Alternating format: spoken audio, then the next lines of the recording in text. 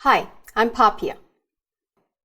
In this problem, we have an expression using logarithm, and we have to expand this expression as a sum, difference, and or constant multiple of logarithms.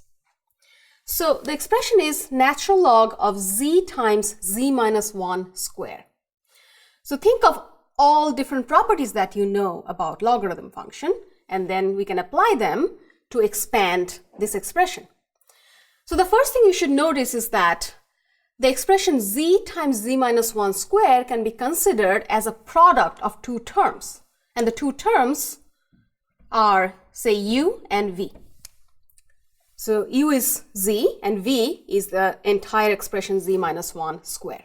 If you consider it that way, then you know that we can apply this property of natural log, that when you have natural log of u times v, you can break it into sum of two natural logs. It'll be natural log of u plus natural log of v. So you can apply that here. And we can break this expression as natural log of u, which is z, plus natural log of v, which is z minus 1 square. All right, now check and see if this is the most simplified form, or can you expand further? Well, this one, the natural log of z, there's nothing to do. But this one is z minus 1 square. Okay, as soon as you have something in the exponent and there's a natural log in front, you can apply another property. So let's think about what property it is.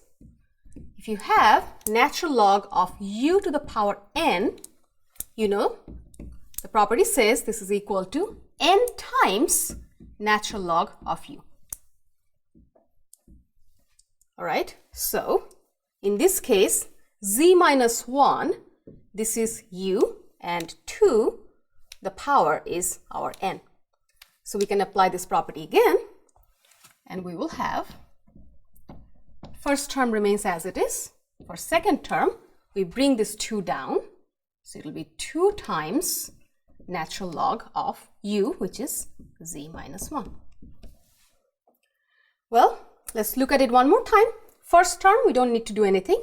Second term, it's a constant multiple of a natural log. Now be careful, natural log cannot, there is no property that we can apply for this particular term. We cannot break that any further because this is a difference. It's not a product or a quotient.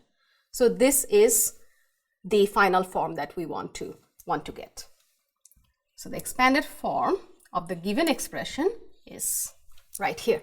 So we have our final form. This is the expanded form. Notice one final fact. We are given that z is greater than 1, right?